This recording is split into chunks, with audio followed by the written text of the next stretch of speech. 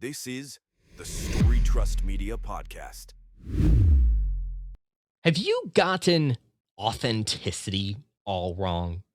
This is the StoryTrust Media Podcast. I'm Jon Goehring, founder of StoryTrust Media. And I got to talk to you about this week because I've seen too many podcasters, too many people trying to create content out there, and they're really concerned about the authenticity of their content. And maybe this is somewhat my fault, okay? I've certainly contributed to this noise out there that's like, you got to be authentic. You got to be you. Your personality's got to bleed through in that content. Have we taken that too far? I stand by every one of those statements, okay? You do have to be you. Your personality does have to shine through. Authenticity is one of the keys to building trust and building a sustainable audience. But here's the deal. A lot of people in podcasting, they like this buzz term, raw conversations, real talk. All of those things that basically say, I don't spend any time editing this. I'm just giving you the authentic me. Okay, fair enough. Also could be sacrificing quality. When I talk about being authentic, I'm not talking about not polishing your episode or using that as an excuse to be lazy. I'm just authentic. Authenticity, all I mean by be authentic is don't put on a mask. Bring your real self to your episode recording. That doesn't mean keep everything that you recorded because it was recorded by your real self. People aren't necessarily looking for real talk or raw conversations. They're looking for help solving problems. Maybe their business has a problem. Maybe they have a problem in personal life. And what they're going to your content for is to use you as a guide to help them solve that problem. They're not necessarily looking for any fluff. They're not looking for the real you if that real you doesn't help them solve that problem. See, it's so important to be authentic because you don't want to be someone you're not. You don't want to give off the impression that you're someone you're not, or that you can solve a problem that you can't, or that if you work with me, I'll do this, and then you underdeliver. Right? That's why authenticity is so important. As far as the whole real talk philosophy, real talk is good, but real talk can go too far. What usually happens when there's a podcast that prides itself on real talk, unscripted, unedited conversations, is the host just starts rambling. The guest starts rambling. The episodes are too long. The episodes don't stay around one clear point. There's not a focus to them. It's all in the name of authenticity, which is great, but it doesn't help the audience solve the problem that they came to solve. Typically, rambling doesn't make for a good podcast episode.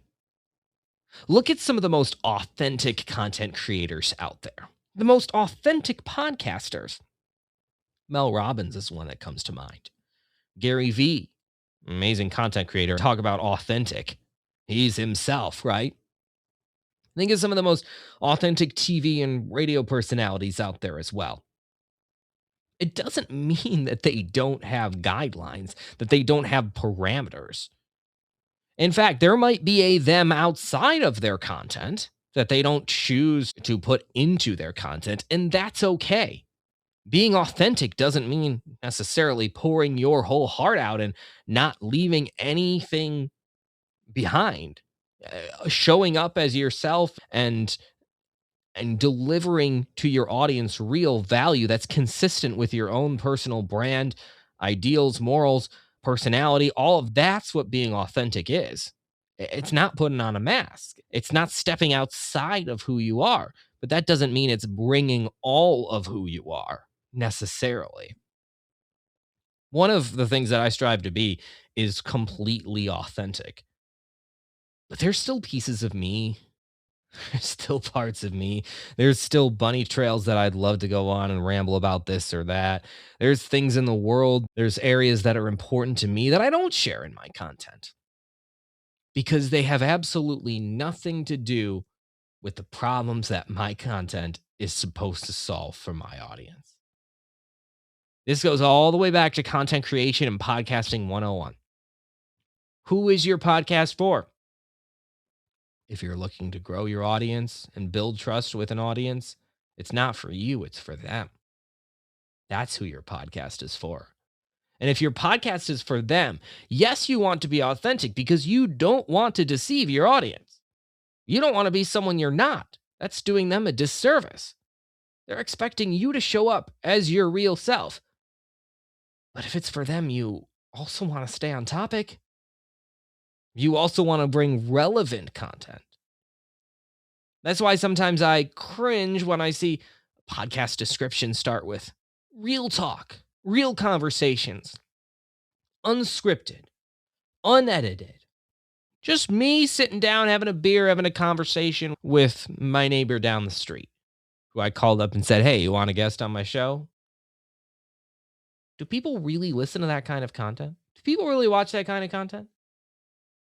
People will say, yeah, Jon, look at some of the most effective content creators out there. They're just sitting around having a beer.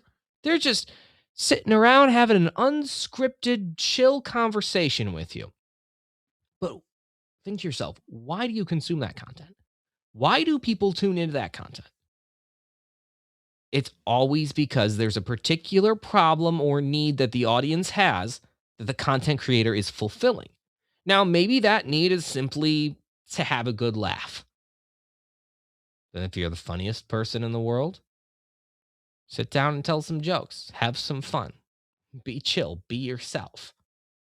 Maybe it's to get their takes on current events.